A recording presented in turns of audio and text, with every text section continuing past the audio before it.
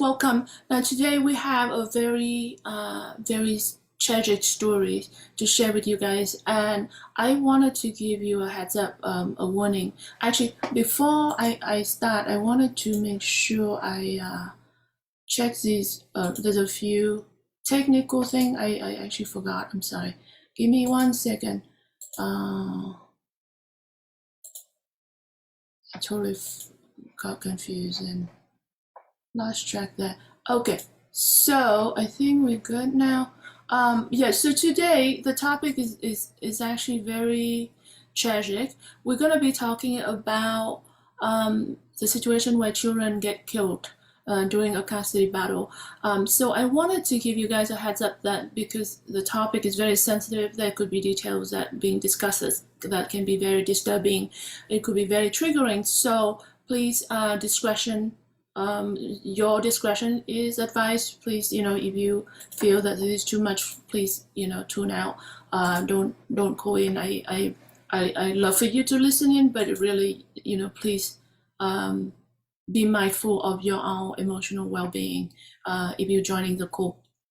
Okay, and then also please let me know if you can actually hear us okay. Today I have with me a guest, Billy Jacobson, and Billy is a father who lost his son really just a few weeks ago during a custody battle. Unfortunately, the mother killed the child, and it's very tragic story. So and why do we talk about this? We talk about this because the society underestimate how serious this type of situation is, and because they underestimate this, people don't take action. People don't do what they're supposed to do.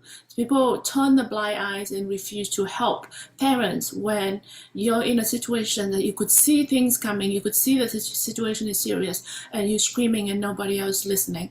And then when you get to this tragic ending, people go, oh, it's so tragic. So let's talk about it, and let's do a little bit of a analysis, as you will. And then for parents, please, let me know if you have any questions. We're going to try to pick up as many questions as we can. My name is Petra Deeter, and this is from Victim to Hero Institute. Billy, thank you so much for doing this today. Yeah, thank you for having me. I have to say that I really admire how much courage you have and how much strength you have, going through this, and for you to be here. And this is so fresh. It's just like a few weeks ago, really. So how old was your son, Billy? His 9 months old. 9 months. Yeah. Like, it's so senseless. It is. Yeah, there's really nothing. I mean, nothing anybody can say or anything. I mean, it's just so senseless and honestly so avoidable. This was something that not only myself, but all the law enforcement and DHS, all of them, they all agreed that they saw something was wrong with Brandy, and nothing was done. And I think that's something that as a society that it's very changeable. And it's something you would think in general as a consensus that we would agree that that's something that we need to address.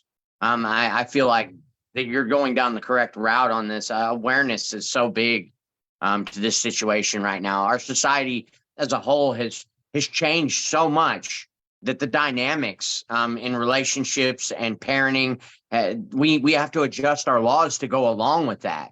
And it hasn't happened. Right. So I mean, like, he was 9 months old. Like, there's nothing that he could have done to deserve this. Really, I mean, children at any age. So really, this is all come down to the mother, and so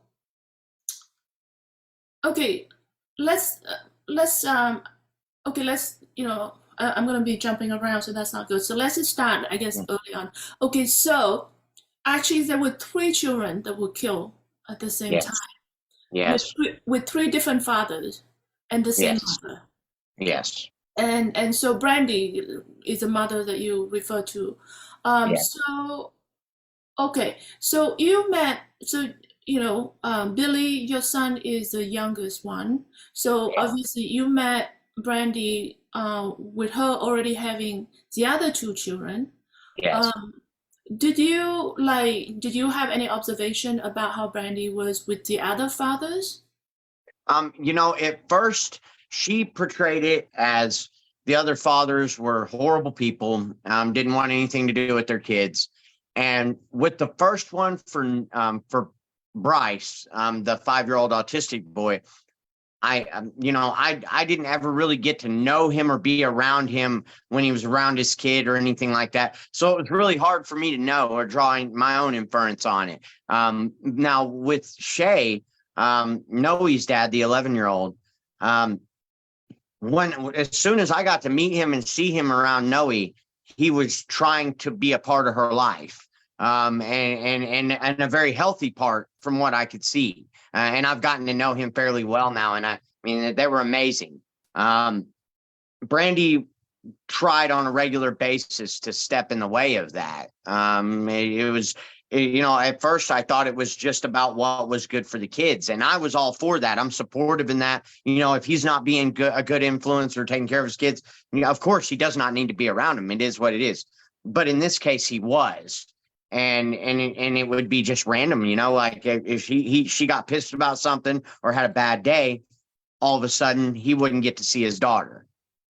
So I saw what was in store for me if it kept going. And that's where, like, we haven't talked about this yet, but that's where early in the relationship, when she was pregnant, when she started threatening to have an abortion and then threatened to run off with Billy and not ever let me see him, I knew that that's what I was in store for. And luckily I got emergency custody after the first suicide attempt. But it didn't really, it didn't stop anything when it come to with Brandy, because the system was they were so worried about getting the kids back in with Brandy, not making sure she was okay. It was a helpless situation in every aspect. Like felt like if I didn't do what I had done, so I know I did the right thing by getting emergency custody and doing everything I could, but by doing that, I hoped that would reduce the chances of having to deal with some of the toxicity that comes along with the parental alienation side of things. And I still dealt with it. Well, Go yeah, ahead. before we go into your, because I think there are details, right? But I mean, Yeah. like, so even before Billy was conceived, you saw that Brandy was already having this pattern of behaviors towards Yes. the other children's fathers, interfering with their ability to be a parent to the Yeah. children. It seemed like an ongoing thing. It was like she would get with somebody and have a baby, and then it wouldn't be long after, and they would split up. And then all of a sudden, that guy was a complete piece of crap.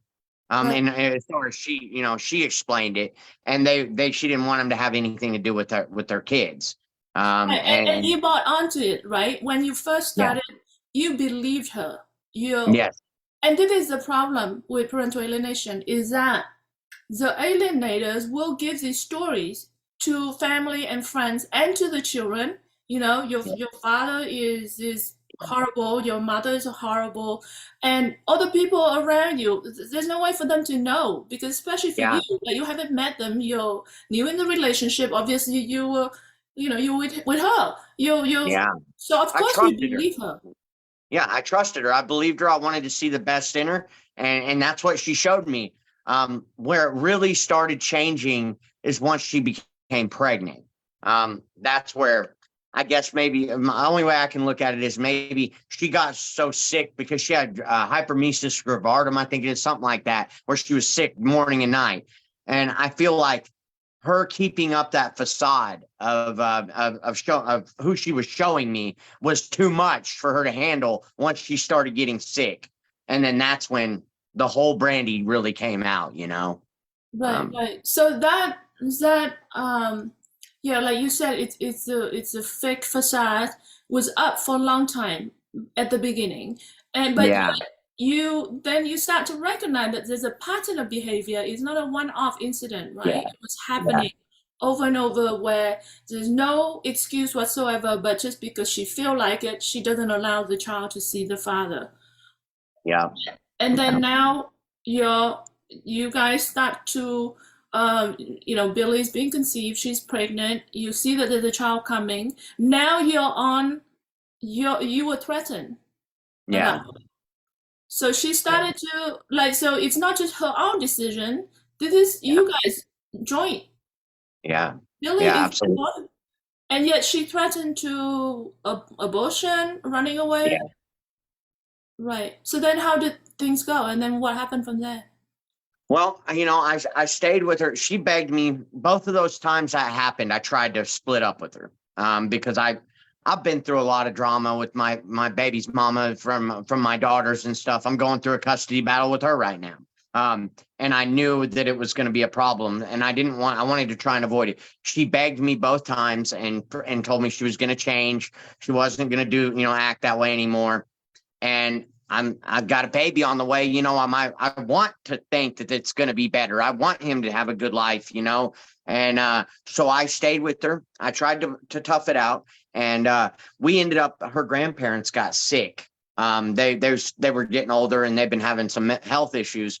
And towards, I want to say, maybe around October, her grandparents asked us to move in with them and help take care of them. So we moved in, and immediately her grandfather ended up having a stroke, and he went into the hospital and started getting really sick. And her grandmother, which they both stayed with us, she started to get dementia pretty bad, and it was becoming tough to take care of her. When they brought her grandfather home, they put him on a feeding tube, and he got an infection. He got got staph, an E. coli infection, and he started getting worse. And they put him on a feeding tube. Well, throughout all this, we had him on hospice, so we were taking care of him. And I knew it was traumatic on her. I mean, I have no doubt. I tried to be there for her what I could, but Brandy was a very tough person to be there for. You never really, I honestly don't feel like after the year I was with her, I ever knew Brandy. I think she was a very secretive person. And what basically in turn happened is her grandfather passed, and she didn't take that well at all. She was already a mess. And when that happened, she just sat on the chair all day long, didn't want to talk to anybody, was very unpleasant to deal with when you did have to deal with her. And that is when one day I went to work. It had been probably, I don't know, a few days since her grandfather had passed. And that's when I went to work and got the call that she had tried to attempt suicide the first time. And she had a gun. She came into her daughter's room and told her she was going to be with Mama and Papa, and that her daughter begged her not to. And she told her basically shut up or she'd do it faster. She went into her nephew's room with the gun, and her nephew wrestled the gun out of her hand. And when he did that, they called and got a hold of me. I got a hold of the police, I'm and they sorry, got who hold of called me. you? Who called you? Her daughter did. She got a hold of me and told me her mom had a gun in her mouth, and I got a hold of the 911 and sent them over there. And when I got over there, Brandy was, I don't know. I never got to talk to her in person. I'm going by what the police told me, but they told me that she was blaming me for not letting her grieve properly, that was the reason she tried to commit suicide, and that I wasn't allowed in the house. And on top of that, I had done all the work to this house when we moved in. I cleaned it all out. I'm the one that did everything to make it where we were livable. But she told them that me and my daughters had to leave when I tried to take my son, because they were going to take her to a mental hospital. They told me that they were not going to let me take my son. They tried to tell me that I had to leave him with her friends. And I stayed out there in the rain for an hour and a half arguing with them until they finally turned loose of my son and let me take him home. But it was almost like I had done something. But I finally got him, and then that's when I went immediately after and filed for emergency custody. Wow. Yeah. So, so that time there was the children, three children, Yeah. and the cousin, the nephew. How old was the nephew? 17. Oh, okay. So there's a 17, and then so there's a 17 years old, there's a 11 years old, there's a Yeah. 5 years old who is autistic, and your son who was only a few months old. Yep. And they And were all there. who else is in the house at the time? At that time, I believe Okay, Mama, which the grandma was still alive, and she was in the hospital. The only other people that were there was SJ, her friend, the one that was doing, ended up doing the original supervision. It was one of her friends. She was there when I got there. I don't think she was there when the event happened, but I think she came like immediately after. But my two daughters, they were in school. So they thank God they didn't know, no, they didn't see it. Billy was there, the baby, and then Noe, Bryce, and Jace, the 17-year-old. Wow, so it could have been four children and her. Yes, And I yes, mean, that's just insane. So, yeah. so now you have one incident where it's pretty serious. She put the gun into the child's mouth, threatened to kill the child, and attempted Oh, suicide. the first one, she didn't put the gun in the kids' mouths, just her own. The first time it was just her. She didn't infer that she was going to kill anybody else that day. It Oh, was just her. oh, I see. Okay. Okay, so okay, so you, because of that, and you guys were still together at that point. Well, up until that point, and that's pretty much where we separated. Yeah. Yeah, so she went into the mental hospital, you got your son and went for emergency custody. Yes, ma'am. And the other child's father also went for emergency custody at the same time, Yes. right? Yeah. Yes. Now, Ryan. Bryce. Yeah. Ryan did. Now Bryce. They never really took him out of her custody at all. Bryce went and stayed with with her friends, that SJ girl. She said Bryce stayed with them until she got out of the mental hospital, and then they put Bryce right back in her custody. Yeah, So I think we already saw a step of failure in the system yeah, right there, right? Because yeah. you were there, you're the father, and yet it took so much for you to get your son. They were gonna give the son to some random stranger. Yeah. It was crazy. There was no way they were getting me to leave that house. I didn't care if it hailed outside. I was standing out there until I got to take my son. And they even went to the point of threatening me because, like, I'm 5 years sober, and what it was is they looked at my past record and tried to say that was a reason for me to not get my son, even though I've done everything that has ever been required of me. And I told them, I said, look, if you want to call DHS, I said, you go right ahead. I said, I've passed every program they have. I said, I'm actually a success story in my town. So I said, you call them. I said, I'm going to be leaving with that baby either way. And they decided not to until after I left. They called DHS then. But yeah, they tried. They were going to stop me from taking my own son. And I had done nothing. And so that tell me that they actually believed whatever she said. She might have said that you're a horrible human being, a horrible Yeah. father, a horrible husband, and you cause all this trauma. It was a repeat of all the same things she's done to every other guy. She instantly. You can look at our posts, and I had actually proposed to Brandy at the end of the year because I was trying to make things work. I mean, as of now, it doesn't seem logical, but it is what it is. I proposed to her. I've been really trying to make things work, and then this just. I mean, immediately her opinion of me was total garbage, and she had told everybody else how amazing I was and how good I was to her and the kids and everything. And that's why, thank God, at least to some extent, that only went so far. Like the friends and the people we know, they didn't believe what she said because they knew I took good care of her and the kids. The only people that it didn't was the police and stuff like that. I feel like she had dealt with them so much in Verdigris that they had gotten onto basically a friend level with her. And it made it where I was the outsider. Even though I didn't do anything, I was the outsider. I was actually questioning because her friends lied about her having a gun in the first place. The one that they had do supervision, by the way, she lied to the police and told them she never had a gun. And I had proof. I had text messages from her daughter and everything. And eventually they came out to me like 2 or 3 times, the police did. And they said, we cannot find a gun. I said, you go in that bathroom and you go over the bathroom toilet. I said, you reach above that cabinet. And I said, that's where she hides it. If it's there, it's there. They found it. And then finally it all came out because the kids like Jace, the 17-year-old, and Noe, they never lied. They always told the truth and said that she had a gun, but her friends had helped her try and hide it and crap.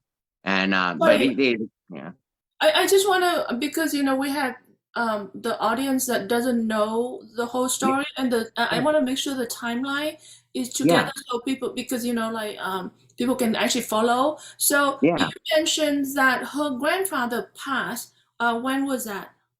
That would have been, let's see here, it was January 16th when that happened. So it had probably been like maybe January 11th or 12th, something like that. Okay, so you had proposed to her somewhere the previous year in December or something, Yeah, at the yeah, end of the about year. December. Yeah. Right. So you proposed to her, you guys were engaged, and then in January her grandfather died, and then shortly after this is the first incident of suicide and Yeah. attempted suicide, and so you then broke up with her, get your child, file for emergency custody. What was the outcome of the emergency custody?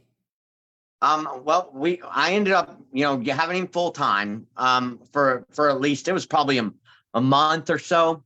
Um, and I got a call from DHS saying that with as young as Billy is, that they want to try and reintegrate them or reunify them, as soon as possible. And my concern was safety, that they need to make sure that they're doing doing what's necessary to make sure she's good. And they were dead set that she was doing what she was supposed to do, and that they felt like that she needed to be back in their lives. And I was not trying out to just get Brandy. I wanted to see her do better. That's what was best for my son. So I tried to go along with DHS and their judgment to some extent, and I just feel like there was nobody really making sure she would, that whole time that they were ensuring that she was doing her treatment. She hadn't even started it yet. Oh, well, So what was yeah, she supposed to do? she was supposed to be getting into Grand Lake mental health and start counseling on a regular basis. And they said that they were well, this is what I was told, is that they were too busy and didn't have enough help, and they couldn't get her started yet. And when they finally did, it was like about a month and a half after, and the last I knew of, she was doing 1 hour a week on an iPad for counseling after a suicide attempt. Right. It was nothing near sufficient. So they told you that she's on a program, she's good, she's getting good treatment. Let's get her reunite with your son because your son Yes. is so young. So Yes. clearly somebody is only looking at the box. Oh yeah, she called up this place. She signed up for it, even though she has taken nothing. There's Yeah. no place for her to start the program, but she Yeah. met the checkbox. Yep. Yep. That's how it felt like. It felt like through this whole case that it was almost like somebody was sitting at a desk with a stack of papers, and just, okay, okay, just passing them through. Because anybody that actually took the time to look at the situation and any of the details knew that it wasn't good. And there was a major failure on DHS's side, because at a later point in time, after they had done a little more of the investigation, they told me that they knew Brandy had been lying to them about stuff the whole time. She didn't admit the suicide part, the first suicide. All the people, like, not all the people, but Noe and Jace had both told them they saw her with the gun to her head, and she still wasn't even admitting that there was a gun, that she had a gun to her head. It was brutally obvious that she wasn't. The main thing with Brandy was accountability. She was not willing to take accountability for her actions. So if they know that it happened and she's not taking accountability, how can she be doing any better? She wasn't. So, okay, and actually, Claudia asking the question, she said, "This is horrible. I'm so sorry. Can you share the ages of the children, and was she ever violent towards you?" She was never violent towards me. She acted really, really, it was really wild. Like if we got in a heated discussion at all, she would, like, I remember one time we were talking and I'm just standing at the corner of the bed with my arms, like, just talking to her. And I took one step towards her talking, and I wasn't even mad. I was just talking.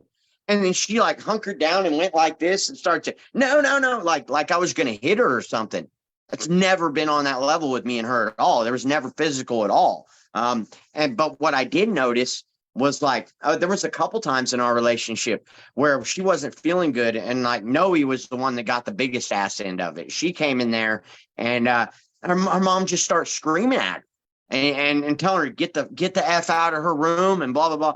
And I had to stop her and be like, Brandy, you don't talk to people like that, especially your kids. I was like, that's not okay. And that happened at least 2 times that I can remember distinctly. She would just, her temper was terrible. And there was nothing stopping her from what she would do as far as the way she talked to her kids. So okay, so then you got emergency custody, you got Billy full time, and Yeah. then DHS said, okay, she seemed good. Let's get her reunite with Billy because Billy's Yeah. only a few months old. So she was then. Oh, so you mentioned about the gun, and then the police found the gun. This is when? That would have been January 16th. Okay, so this is that day after Yeah. the first attempted suicide. They Yes. said that they couldn't find the gun. She lied. She said there's no gun. Her friend lied and said there's no gun. Yep. And then you have to let the police know where to find it, and they found the gun. Yes. Yes. This is pretty much the day that the incident happened. So after the incident. Yeah. That was all the day of the day of the incident. Yeah. Yeah. So okay, so they found the gun, but clearly at some point they give it back to her because she got the gun back, Um, right? I found out some more details since then. She gave they released the guns to her friend that ended up being the supervisor in the first place. I couldn't believe that. But they gave it to her, and I come to find out she bought the gun that for the final thing. She actually went to a store and bought the gun. So that's a different gun than the first It is, yes. I suicide. found that out. I had a meeting with OSBI, and yes, it's a new gun. She went and bought it at a store. Okay, so let's continue with the timeline. So this is in January. You got Yeah, emergency custody. So somewhere in February, right? The yeah, DHS said, yeah, okay, let's reunite her. So they put her yeah. on supervised visit. Yes, So yes. but the supervisor for these visits is her friend, Yeah, the yeah. friend who lied about there's no gun. But Yes, yes. And that and was DHS approved on that. I couldn't believe it. and it is a friend that the police released the gun back to. Where do they think this friend do with the gun? Of course, give it back to her. You Like, know, what friend would be holding somebody? Like, and why giving the gun to this random stranger? Really? I agree 100%. There's no common sense in so many movements in this case. Like, why is this person a complete stranger, outsider? Yeah, Somehow was given the children, given the gun, and it's really unfair to this friend because there's so much responsibility putting on this person. yes. Do we have any psychological assessment on this woman to see if she even have capability to handle that kind of stress? Her friend Yep. just attempted to commit suicide. She's willing to lie to the police about the gun, and now she's giving back to the gun back to her, which And is that girl not her had gun. mental health. Yeah, that girl had mental health issues and had she had like at least 1 or 2 protective orders on her record. Like you could tell from looking at her record, because I've looked it up, and you could tell that it was not a good choice of a person to use for that. And DHS looked that stuff up and they still approved it. It makes no sense. It was completely wrong. Right, and really, what do they expect this friend do with the gun? Of course, the friend's gonna give the gun back to her. Yeah. Why would I hold my friend's gun? Yeah. And the friend's gonna want it back. Yeah. It's Well, just not to mention, and not only that, it's the friend that was lying about the gun in the first place. She's obviously not got Brandy's best interest at heart. Why would they do that with the gun? And on top of it, use her as a supervisor when she was on record lying about the gun. She's, obviously not suitable. There was just nobody actually going through with a fine tooth comb and making sure that things were correct, because anybody with any common sense would have caught a mountain of things that were completely wrong. okay. So all right. So let's continue. So now this is around February. They wanted to get her to reunite with your Yeah. son. This is when she attempted to change his name, right? Yeah, like immediately, yes. Against your will. What was she calling your son? Liam, Liam.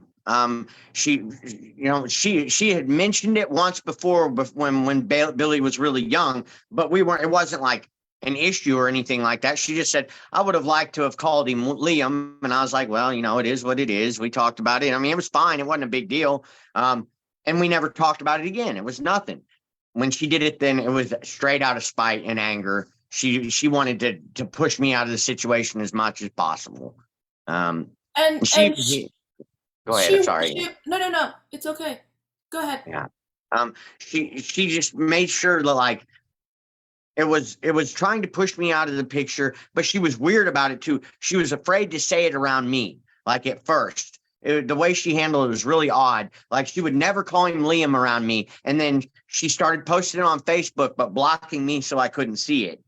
And then what? At the very end, probably within the last couple of weeks before this happened, she started saying it in front of me, and the way she was saying it, you could tell it was almost like a jab. She would say it, and then you could tell the way she was paying attention was to see how I would react. And I just didn't react at all. I never gave her a reaction. I'm above that. My son deserved more respect than that, and so do I. So So okay, so now she attempted to change your son's name, um, and then and part of it is to do with the fact that you left her and refused to come back, right? yeah, absolutely. And this is something I don't know if this has come out much, but I'm not an unreasonable person, and I do have a heart. When this happened, I understood she had been going through a lot, and the last thing I wanted to do was leave somebody that cared about me in the middle of their hardest times. But you also have to do what's safe for the kids.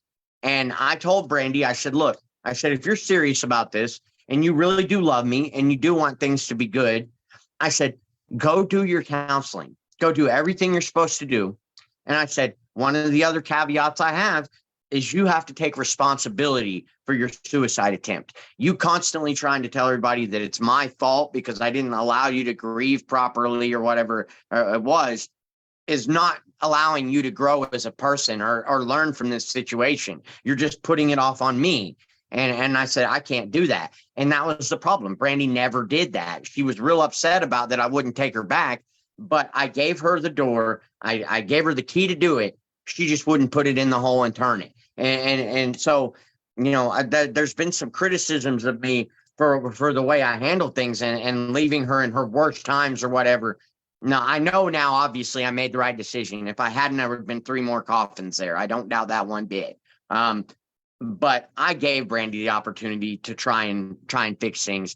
Brandy wasn't trying to better herself or fix the situation. She just wanted to continue on blaming everybody else, and I couldn't be a part of that. Um, I wanted to clarify for people to who are listening in what Billy was referring to is that Billy also had two other daughters, two young daughters, who was at the time living with them all together. So there was actually all these children that was also at risk. But Billy, after the first suicide attempt, and during that suicide attempt, the daughter was in school, so they were safe. But then after that suicide attempt, Billy moved out with his daughters and filed emergency custody for his son, Billy. And now, so the kids were out from that home. And then DHS forced the child back to her hand and put her on supervised visit, but the supervisor is actually her friend who has been lying to allowing her to misbehave. So now this is back in around February, and then now we have several months. How was those several months going? Apart from her trying to change her son's name, what else was going on with you guys? You guys were in court, like the custody battle is still on, right? Because she's yes. now, yeah. Yes. Yeah, we had a couple more court dates. One of them, nothing really happened. It was pretty much just passed it on.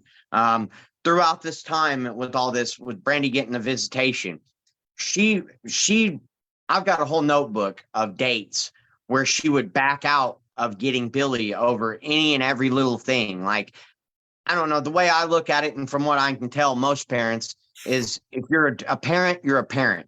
It's not dependent on if you have a bad day or you don't feel good, or and even in my case, I mean, an appointment. I have kids. It is what it is. I got to do what I got to do.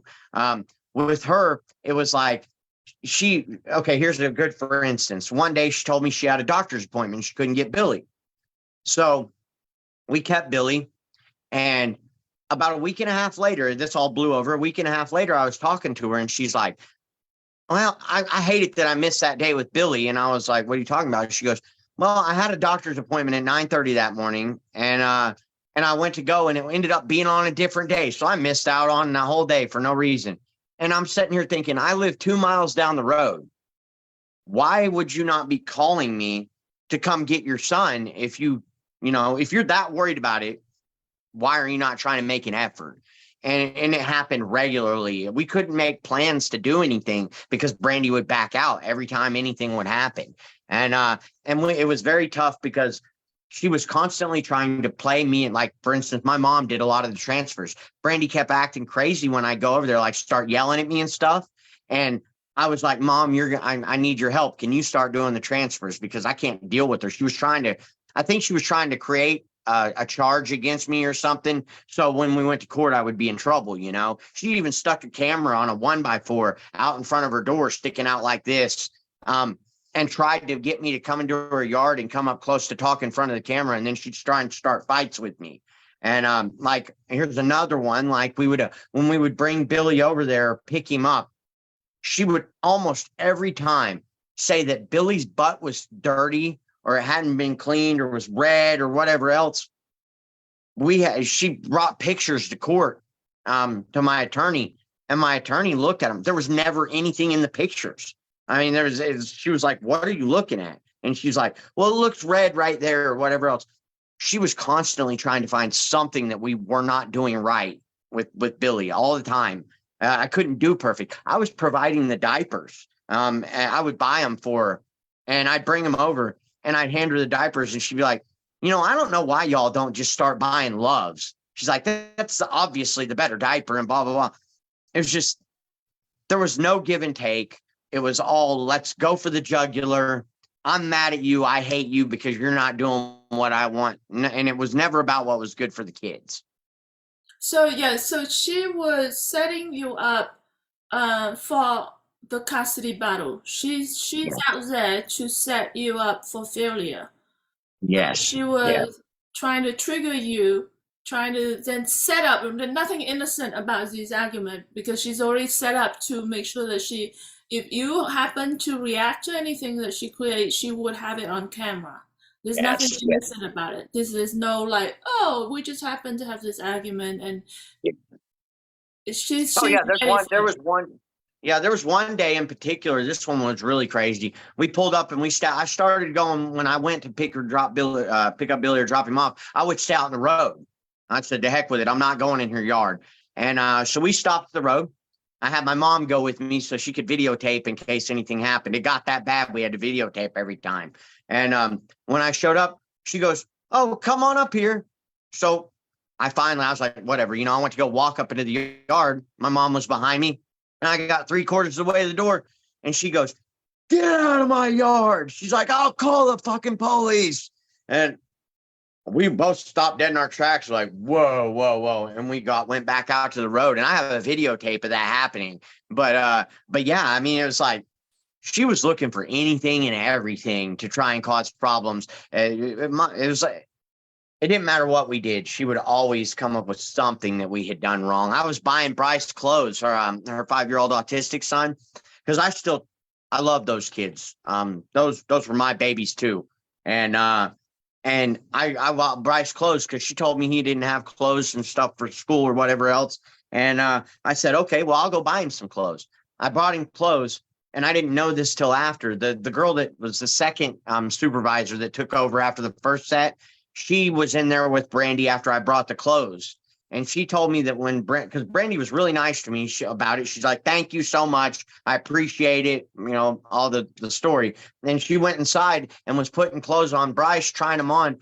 And she was so ungrateful. She was like, I don't know why he bought him a shirt with a hood on it and blah, blah, just picking apart every single thing I bought, even though I did it out of the kindness of my heart. And then she was telling her friend, she goes, he doesn't even care anyways. He's only buying this stuff for the kids so he can look good. And all. Yeah, it was bad. But I'm sorry. And you mentioned thank that you. there's two set of supervisors for the supervised visit. Yes, What ma'am. do you mean by that? Like. Well, the first supervisor, they got about, let's see, March, April, may have been Mayish, I would say. They decided they weren't going to be able to do it anymore. They decided it was too much. So she had another friend named Anessa that was willing to do it. And Anessa was actually, I have nothing bad to say about Anessa. She was actually out for what was good for Brandy. She didn't tell her she was right when she was wrong. And she was on her butt about going to get her counseling done. I was concerned because Bryce, the 5-year-old autistic boy, had an eye that was kind of lazy. And she had been needing to get him into a specialist for years. I tried the whole year we were together. And I mentioned it to Anessa that she needed to. And within 2 weeks, Brandy had him into the doctor.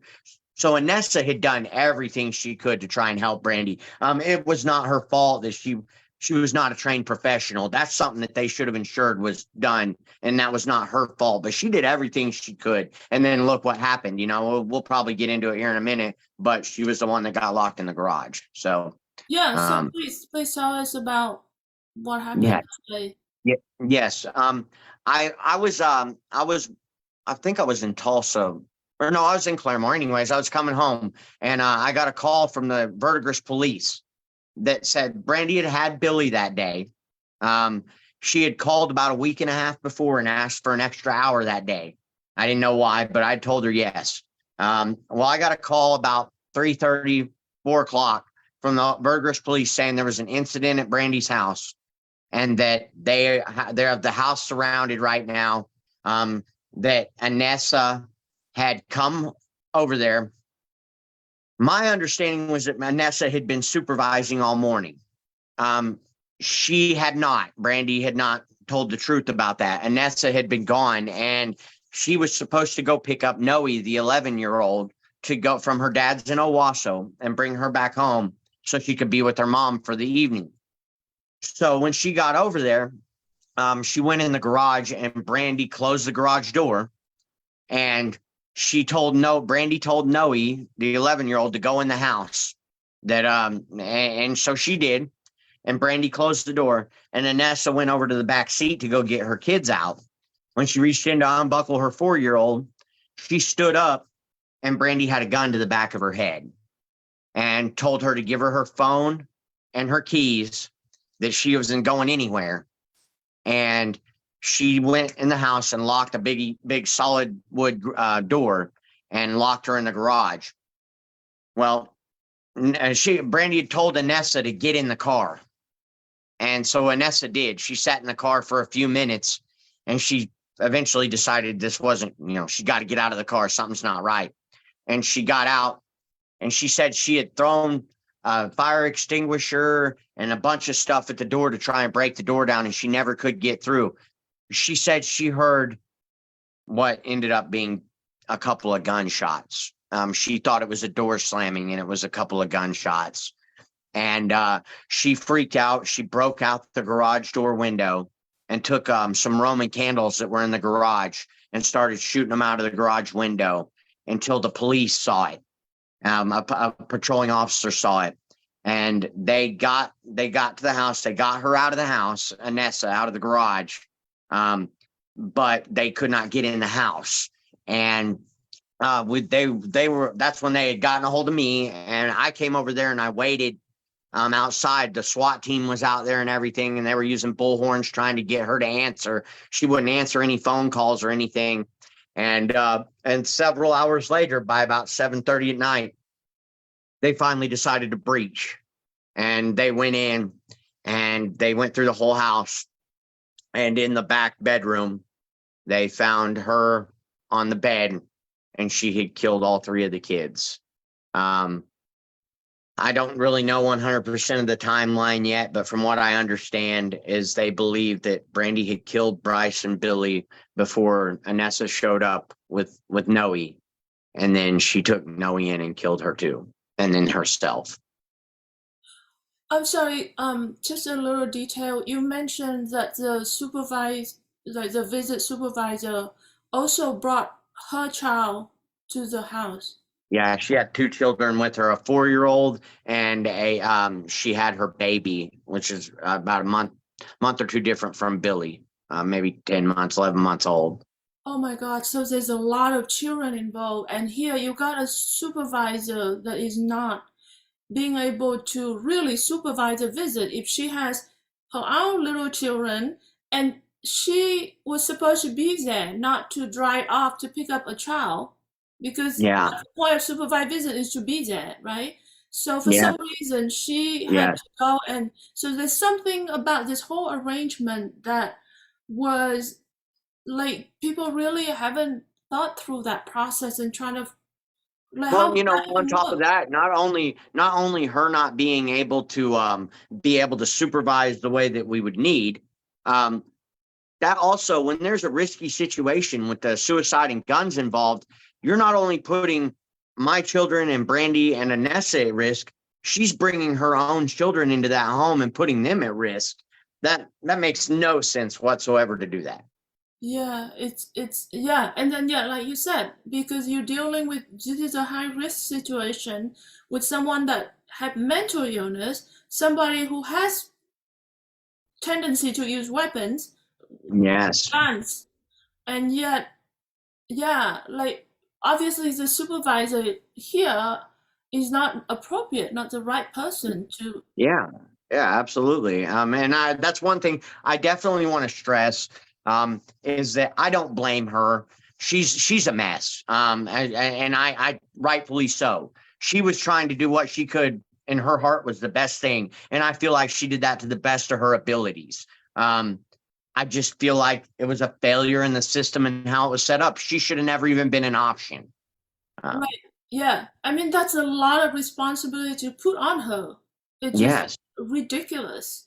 Yeah, which you would think, and no matter what, in that situation, we should be dealing with a neutral party, Right. not somebody. Yeah, because emotions playing into that when it comes to the safety of our children, that's not acceptable. Um, it Right. doesn't need to be. And the point of supervised visit is because it's about children's safety. Once you need supervised visit, that's the point, is that the children, that there has been determined risk to children well-being. That's why you need supervised visit. Otherwise, you would not have supervisor. The point of supervisor is to ensure the children's Yeah, safety. yeah, and in this case, the supervisor not only did was not able to ensure the children's safety, the supervisor by appointing her as the supervisor, it created more children's risk Right, then yeah, exactly, because it added hers to the situation. right, right. Yeah, that is so crazy. Um, so really, the whole time that the police was there was too late. It seemed Yeah, as they were if, already gone. They were gone. Yeah. yeah, Um, I yeah, I don't know. Like there was a time there where I was really worried about that they set out there for nothing. And that they could have stopped it. But honestly, I don't know why. I knew it from the start. Right after it happened, I told everybody that I thought she had probably already killed Billy and Bryce. Because I assumed I was just trying to put myself in her mindset, knowing her as well.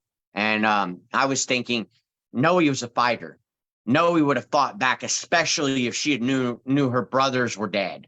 Um, I assumed that she had killed them before she brought her into that house, and that's exactly what happened. wow. I'm so sorry. This is like so tragic. Thank I you. saw Brittany in the chat room said, "Oh my God, this is so horrible." Yeah, this is like just, and it's so senseless. So this is the question that I have: is that okay? You get it that she has mental illness. She's depressed about her grandfather, trying to cope with that. She's not happy about you guys broke up. but and I get it. She has a tendency to like she attempted suicide before, so I get it that she trying to kill herself. But why the children? And that's all the consensus that I've ran into with anybody that knew her is this was just pure anger and spite. Um, Anything to stop us. Like Brandy had always been spoiled rotten by her grandparents. Her mother committed suicide when she was 17. Um, and her grandparents took over as parents. And that's obviously a lot for them to take on at their age and losing their daughter. So I can't fault them. I'm not them, but they would give her pretty much whatever she wanted. And if she got in a bad spot, they would pay her way out of it, however it took. This is the one time in life where Brandy wasn't in control. She did not have the last say so. And I honestly feel like as a person and for her personality, it was too much for her to handle, not having control of the situation, especially something when it come to do with the kids. And she was going to do whatever she could to get back at everybody that caused that to happen. It's impossible to come up with a reasonable explanation on what she was thinking, because there's no common sense to any of what she's got going on. I think it was just pure anger and spite Against you and Yeah, me and Shay. I think we had gotten to a point, it's hard to say. I never thought she would do what she did. Me and her had become amicable. I had been trying really hard. I told her, I said, Brandy, we can get through this. I said, we can't be together. I was like, this, you've done too much has happened. But I said, you can still see your kids and you can be a full part in their lives. I was like, but we have to work together. And everything was fine with that. But when it come to Shay and Robin, Brandy insisted that Noe was going to need to move back home with her full time. And that in all reality was not going to happen. And she had expressed to me how upset she was about that over the last couple of weeks before this happened. But it was, like I said, it was never about what was good for the kids. She knew, and anybody with common sense knew that Noe being with her was not what was good for her. There's a lot of ways that she had just not really been helping Noe grow as a person. She had really been holding her back. And so it was brutally obvious. Brandy that wasn't her drive. Her drive was not what was good for the kids. And that's now even more brutally obvious in the situation yeah. we're in. So for people that are trying to follow, Noe is a 11 years old daughter who was also killed in the incident. And Noe is the daughter of another father that was also in the custody battle at the time with the mother. So there's two custody battle going on. There are three kids, but one of the father is actually in jail and not being able to get the child. But the other two fathers, which is Billy here and another father, were fighting for their children. So the mother was in two custody battles, and she wanted the kids, but she was not able to because of she had demonstrated that she was at risk for the children. So now she killed herself and decided to kill all the children. And we may be interviewing the other father. He's not doing well at all, and it's hard for him to talk. So we'll see. Let me. I'll talk to him some. I talk to him constantly, and he has actually been doing a little better the last couple of days. Things are changing for him, and so that may be more of an option. And he's trying. I honestly think he will do it. I do. I think he wants to be a part of this, what we're trying to change and do. And I think he's getting to a point where he'll be strong enough to do that. So. Thank you. So Brittany in the chat room said, why didn't she just allow you to have the kids? Shouldn't therapy have been more intense for her? So actually, to clarify, in January, when she did the first attempt suicide with the gun in her mouth, she actually lost custody of the Billy, which is Billy's son.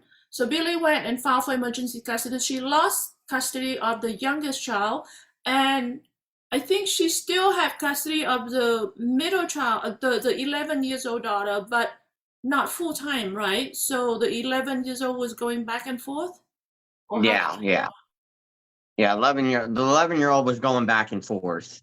Right, Yeah, and she was determined to get the 11 years old full time and not allowing that father to have the child because she has been interfering with that relationship for a long time.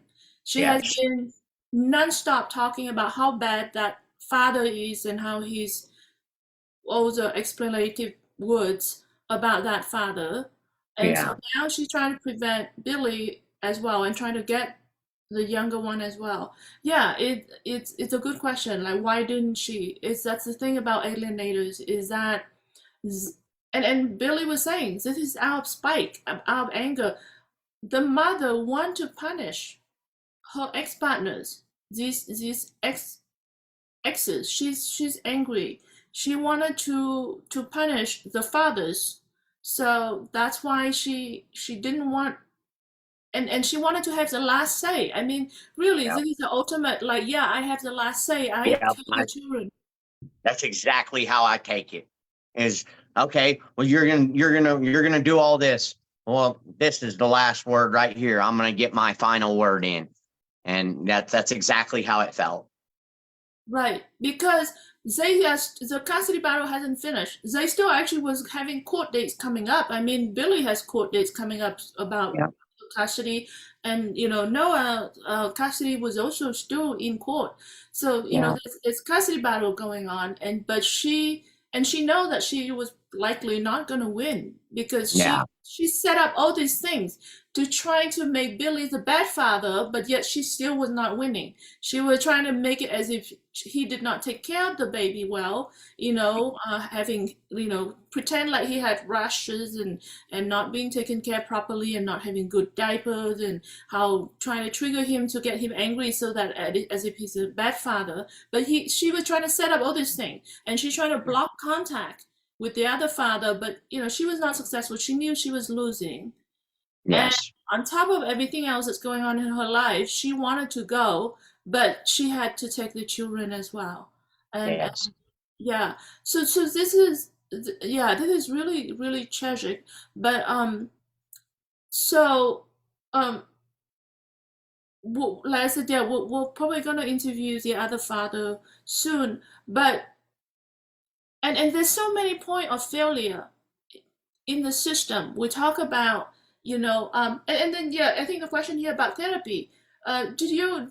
I don't know if you catch it, but Billy was talking about how the mothers were supposed to go through therapy, and what she did was she take 1 hour a week on the online therapy. So you go on the iPad and you talk to the therapist for an hour online, and that was a therapy that for suicide attempt that was involving children and involving guns.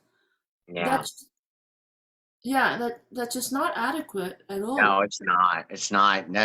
I think in a situation like that, for one, at the very least, there needs to be some in-person treatment. I understand that they have a big workload and resources are low, but you also need to allot those to things where they're needed.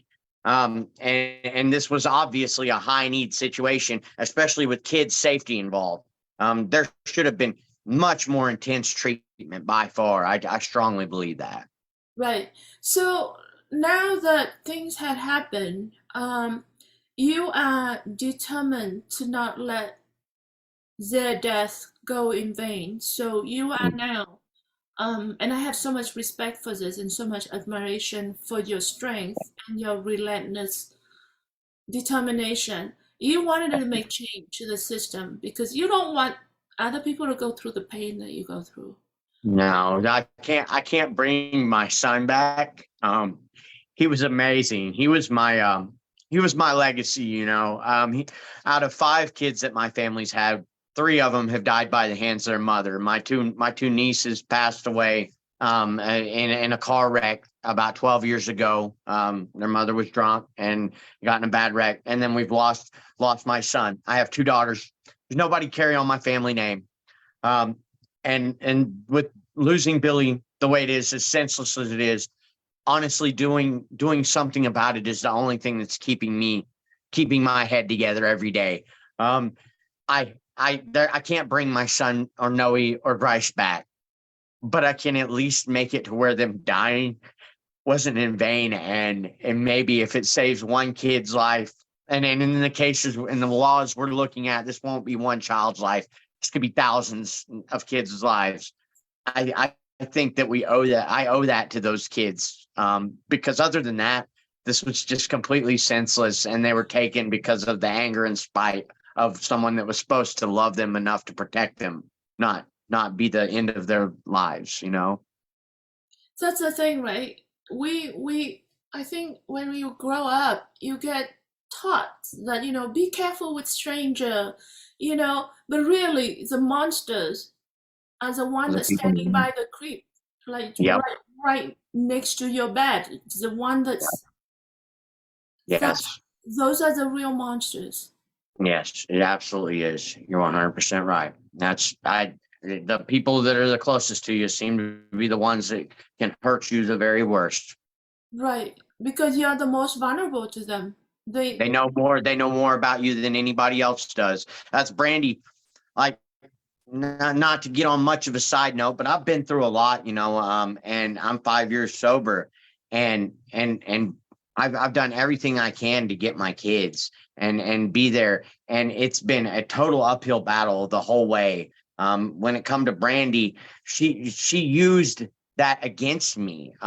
She knew that I have had a couple of domestic charges with my ex from when I was on drugs. Long story. I'm not going to go to the point of explaining myself on it, but it is what it is. And she knew my story about it, that I didn't feel that it was fair the way I was treated and everything. So the first time she would get a chance, she would use that against me and say that I was aggressive or whatever else. Like, I hadn't done anything the day of the first suicide attempt. I had done nothing. And when I went to go try and get my son, she had talked so much stuff to her friends, that SJ that was supervising the first time, that I went in there and she started telling the cops, well, I bet the first thing he's going to do is try and hit one of us or whatever else. I mean, it was just totally used against me. And I've done nothing but prove that I'm not the exact opposite of that. But it was definitely her knowing my past and knowing what I've gone through. It was just another weapon to use against me. And that's why I was so scared when we were going through the custody stuff, like her putting the cameras out there and all that stuff. All I would do when she would yell at me is turn around and drive off the other way. But it was horrifying because I knew that I was already at risk, and I'm already at a disadvantage having a record. And she was going to use that against me in any way she could. You were walking on eggshells because Absolutely. yeah, and instead of for people to recognize that how it takes a lot to be a reformed person, It to have does. a past. I mean, it's different when you just consistently, have a good Yeah. upbringing or whatever, and then you're good, you're clear all the time, and that's different. But it takes a lot to have a past and being able to reform. It takes a lot more determination, and those people are Oh, a yeah. lot stronger. You don't. It's like when you don't have what's that bedrock to start with. When you don't have that lifestyle that you've built up already, doing the day to day, going to work, taking care of your kids, doing everything you're supposed to, and then you have to change that when you get older. It's so much harder to teach an old dog new tricks than somebody that's been doing it their whole life. That I know, like me personally, how I feel about it is I worked so hard to get where I'm at and to get my kids, in my care, and to get on my feet. I had to fight to get my driver's license. I mean, just all kinds of stuff I went through. I fought so hard that I value that now so much that I'll do anything I can for it to not revert back to that. And I feel like it's made me a better parent and a better person. Right, because now you've gone through that. You know how dark it is. So Mhm. it's actually much less likely for you to go back because you're like, no, I've been there. I know what it's Yeah. like. As Yeah. opposed to, right. So Alicia actually said kudos for your sobriety. So yeah, Oh, thank you. definitely. Yeah. Thank you very much. I appreciate that. the Right. best move I ever made. So, Yeah. So what are the changes that you hope the system will make? What do you um, think? well, I feel like for one, we do not need to have a untrained person doing supervision from this point forward. I think that's something that there needs to be a neutral party that knows what to look for, and has training in that department. I think that's something that was a giant failure. Other than that, I think if you have a suicide attempt, I think that it should be a minimum of 6 months, with successful treatment before it's even considered for you to be able to get your kids back in your care. There's going to be some people that have issues with mental health that are probably going to have some objections to that. But what it comes down to is it will make people, there are so many false suicide attempts out there, and it puts their kids through hell. Um, if people have to actually think about what they're doing before they do it to some extent, then maybe it'll be a little less likely for that to happen as often. And on top of that, I don't think that in a month's time you can establish a pattern to make sure that somebody's safe to have kids.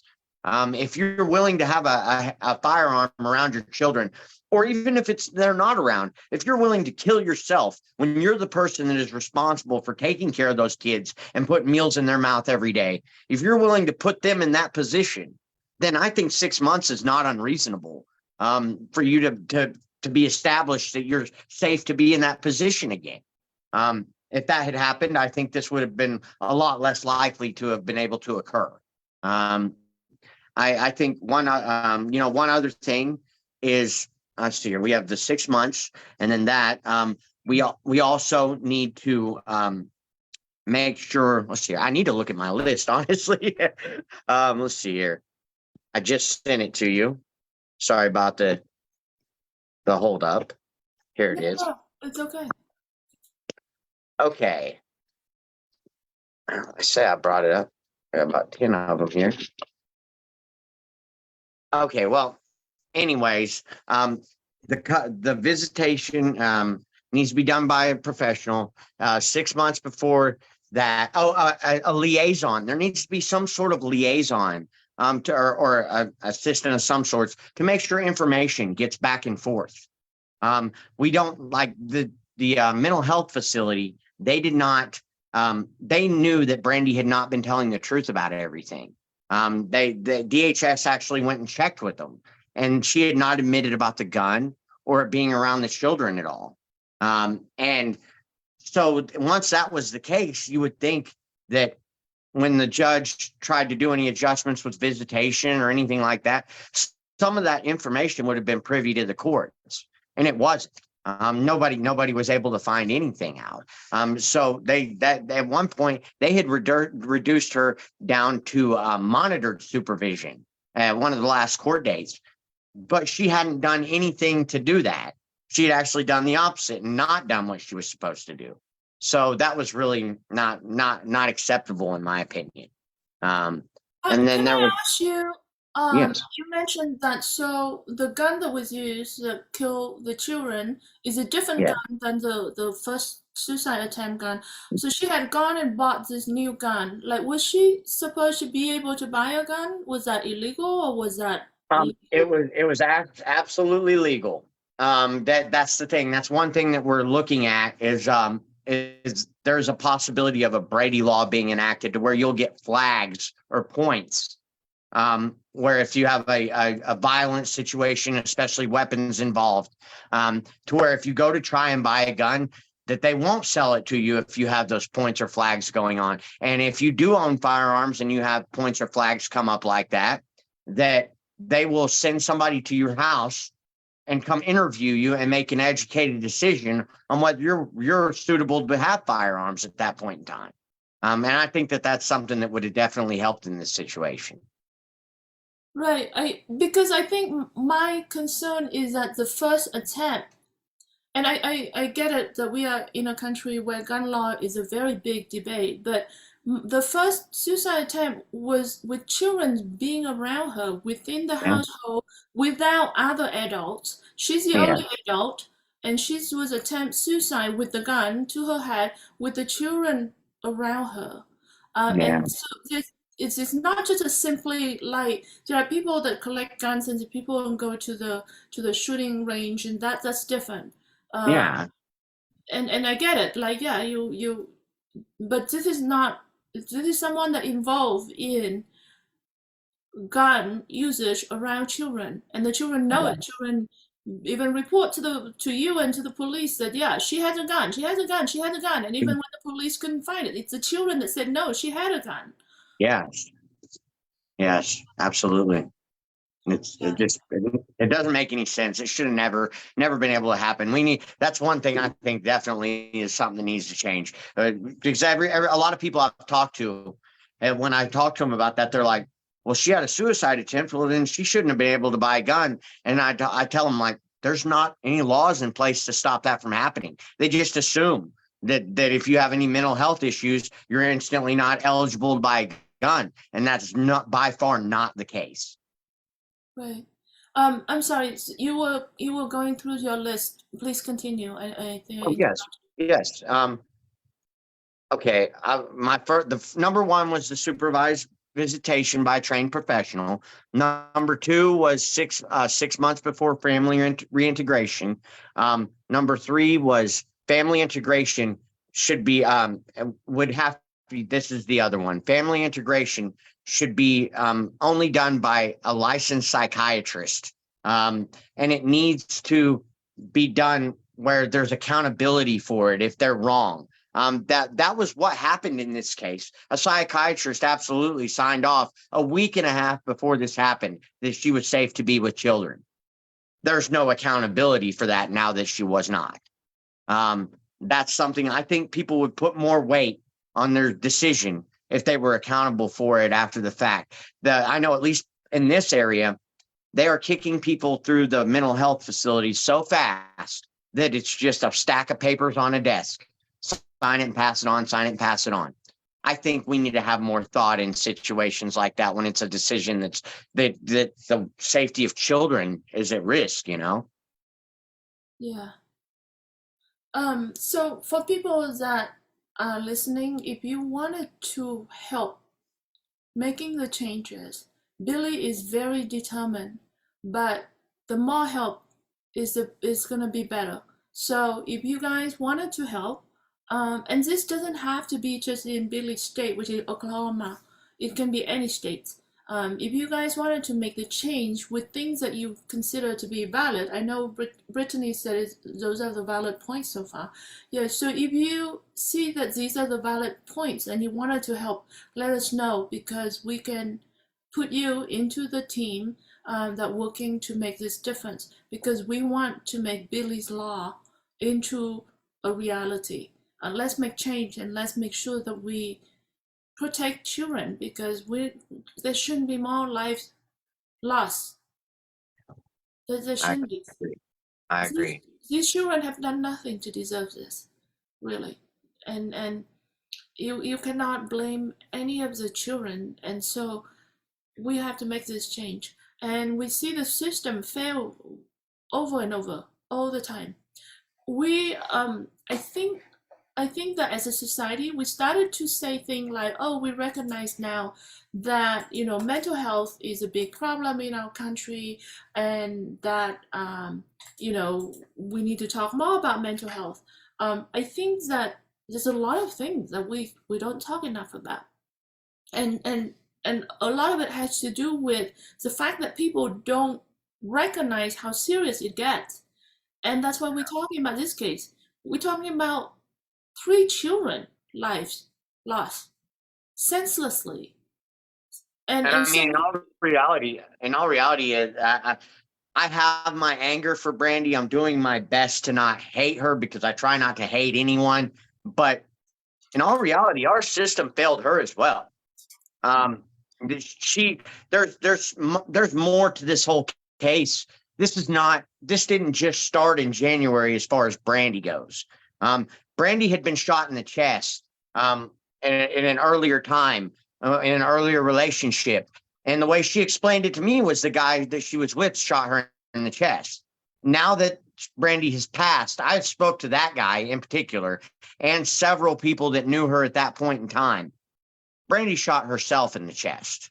The guy was trying to leave her, and she told her friend that her mindset was if she shot herself, she would be sick and hurt, and he would have to take care of her, so he wouldn't be able to leave her right then. And she shot herself in the chest with a 40 caliber pistol. Oh my God. Um, Yes. I'm curious. So you mentioned, I mean, obviously this is someone that is very broken, and you hinted to it. You said her mother committed suicide when she was 17.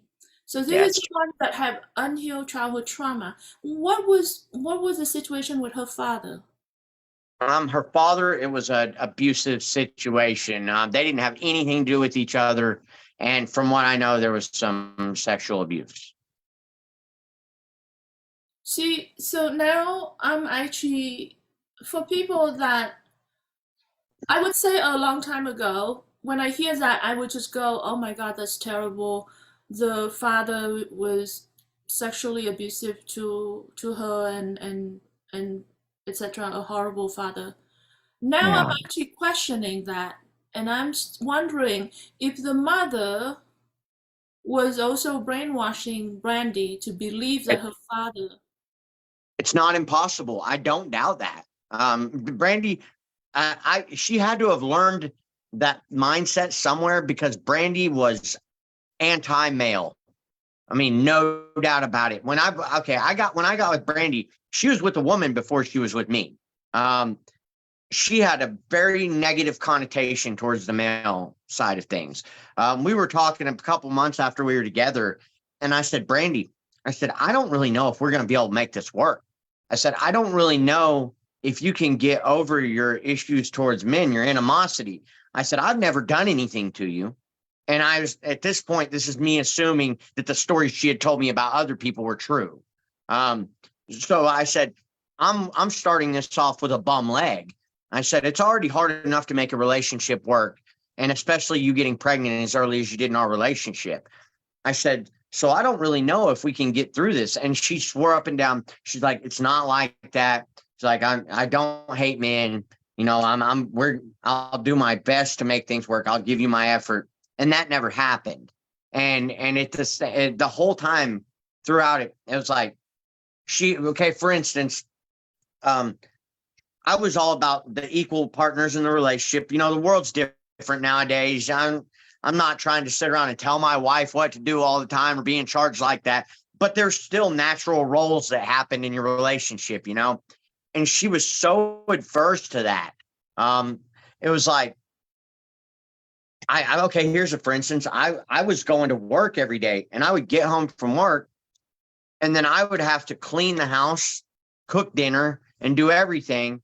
And I was like, hey, I need your help around here. I was like, I'm doing everything I can working, but I was like, I can't do this and that at the same time. It's more than I can handle. And then it was like her mindset was like, I'm not going to be the stay-at-home mom wife bitch to take care of your stuff. That's not my job. It was just that whole mindset all the way across the board was just anti-male. There is no, if I said anything that had anything to do with one side of our role or the other, I was being a sexist. And that's by far not who I am. I'm not like that at all.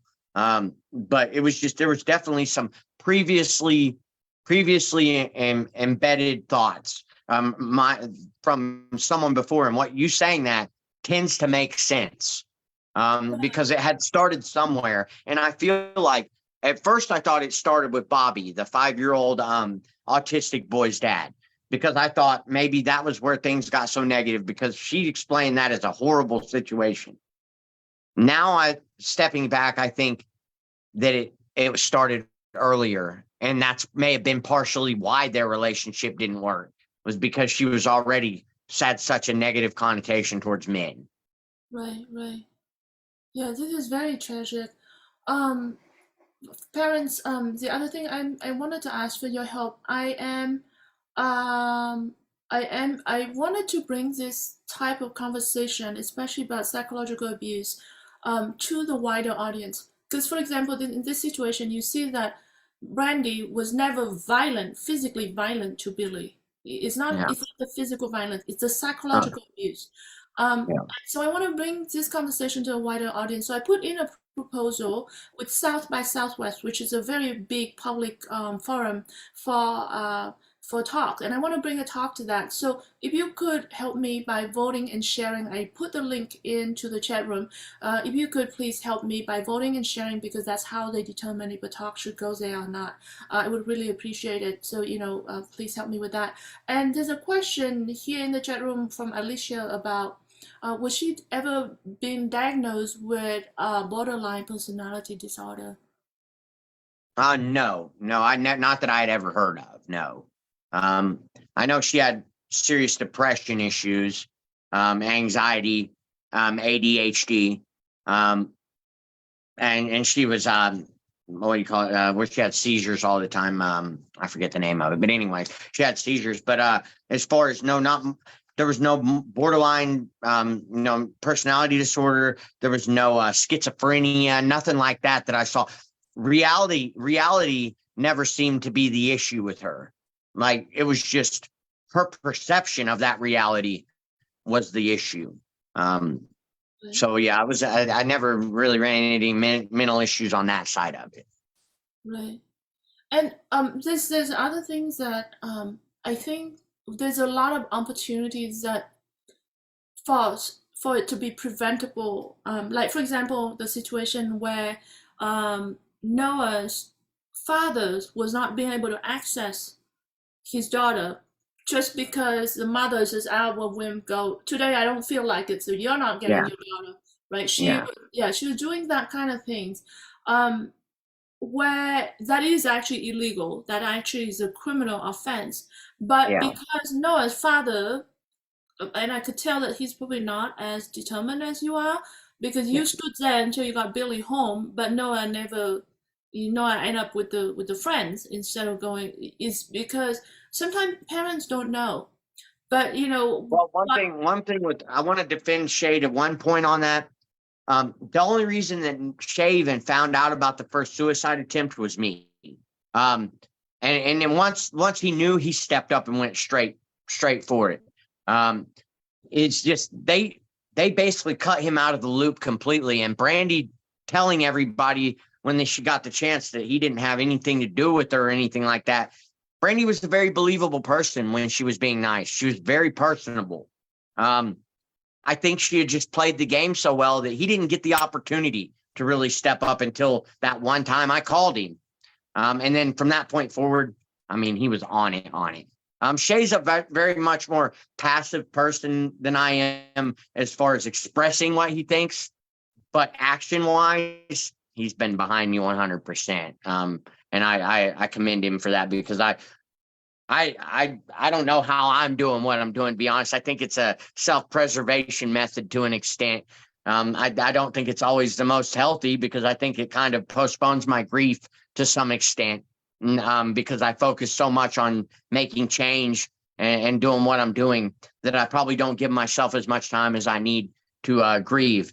But I think with Shay, it's just he's probably getting affected by it more normally than the average person, than I am doing, because I know the way I'm approaching it probably isn't the average approach to it. But I definitely want to commend him for what he's done, because once he knew and once he had the opportunity, he was amazing. He's done really good. it's very good. Yeah, we're looking forward to talk to him. Yeah, Yeah, but I think my point though is that anytime that you lose, when your access to your children being interfered, he didn't know then, and a lot of parents don't know that it's a criminal offense, that they yeah, should attempt to go and file for custody interference. yeah, And the thing is, a lot of people don't know that. So, and then yeah, even when they did, a lot of the time the system fail and don't do anything about it, because yeah, there are opportunities. These are signs that if the system intervened early, they may not be able to predict that she was going to kill the children, but if they intervene early with other activities that she's doing to the children and to yeah, the other parents, to the other fathers, then things may not have got to this point. Yeah. And that's the thing is there's all these point of system failures that we're looking at. Um, Thank you so much. So before we go, and I really am grateful for you for spending all this time with us and sharing this. Is there anything else you wanted to say? And parents, if you have any other last questions for Billy, please let him know in the chat room, and I'll try to let him know. But yeah, is there anything else that you wanted to say? The only thing I can say is hold your babies extra close. You never know. This is twice in my life that I've had small children like that I love, that were my brother's kids and now mine, that I saw them one day and I did not know that the next day I would not. And so make sure you tell everybody how you feel about them every time when you walk away from them, because it very well may be the last time you see them. And on top of that, when it comes to dealing with situations like mine, don't ever take it for granted that the person that you talk to will not do something, because I never saw this coming. I knew Brandy had problems and I knew that something could happen. And that's why I was doing everything I could. The extent of what she did never crossed my mind. I had been talking to Brandy on a regular basis, and we were actually to the point where we were getting along, and we were nice to each other, at least from what I knew.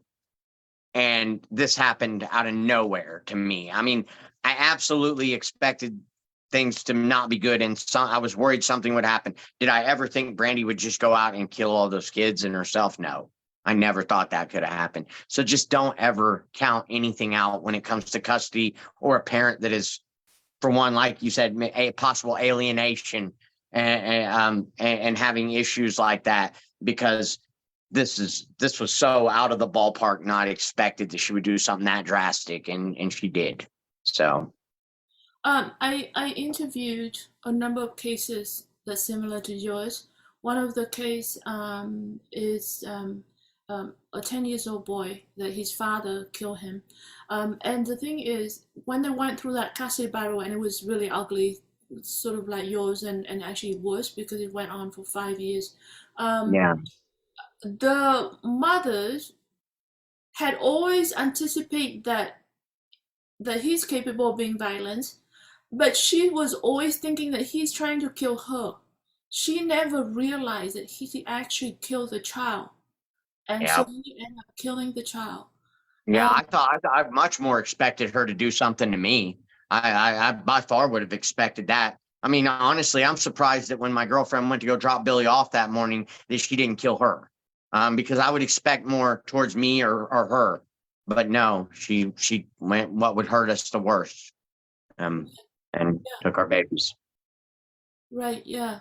That's the thing is you can't imagine the extent that they're willing to do and how far they would go, and that's just devastating. Yeah, just never count anything out. That's it. You don't put anything past anybody, because you really don't know. Yeah. So Alicia said both Caden and Grayson in Florida. So Caden was in Pennsylvania, and Grayson is in Florida. These are the two children that also got killed. Were denied by law enforcement to enforce criminal visitation interference laws. So yeah, and that's a problem with the system failure is that children got killed because the system failed to intervene early, and there were signs and there's opportunities for the system to intervene because it's not it's not an accident that custody interference is a criminal offense. It's not a family law matter. It is a Yeah. criminal law matter, but they did not intervene. So Cadence is a child in Pennsylvania and Grayson was a child in Florida got killed, and here we have these three children in Oklahoma got killed, and then the case that I mentioned just a moment ago from Colorado, also it has a lot to do with custody interference, also got killed. A lot of police involvement, a lot of all like DHS, everybody got involved, and still they did not intervene. And yeah, and so another comment said, I appreciate you taking your pain and working to help other, and you really remind me of John Wash. Okay. Thank you. Yeah. Thank you Thank so you very much. much. Thank you. Yeah. And we will stay in touch with you regularly through this process of making the Billy's Law happen. We Yeah. gonna stand by with you. And for any of the parents out there that wanted to make change and wanted to support Billy in any way, let us know in the comment, let us know in the private messages. You can message us on our Facebook page, Victim to Hero, and we will put you together, either in touch with Billy or within our team, so that we can, help Billy's Law happen. Thank you so much, Billy. Please take care of yourself. Really appreciate you. And Yeah. Thank you so much. I appreciate you helping me get my story out there. thank you. And for parents here, please help us by, like I said, please vote and share it's called Panel Picker. So it's in the chat room. I put the link there with South by Southwest. So it's a SXSW. That's called South by Southwest. Please help me by sharing that and vote that. And also, if you could help us by sharing this video, this talk, so that other people can learn about it. Thank you so much for being here today. And I will see you again very soon. On Tuesday, we have an interview with an adult child of parental alienation. So a child that grew up in the parental alienation environment. The child rejected one of the parents, and then when the child became an adult, woke up and go, oh, this is what happened to me. That was not a bad parent. I completely rejected that parent for no good reason because the other parent lied to me. And so on Tuesday, we're going to interview that child, that adult who is now an adult. And so please come and join us. And then on Saturday, we have another interview with another adult child alienation. And then the following week, we actually have an interview with a judge, a family court judge. So I know that some of the events are not on the calendar yet, but if you're not already joined our mailing list, please join our mailing list on victimtohero.com website. There's a mailing list there that you can put your email address in, and we will see you guys very soon. Thank you so much. Thank you.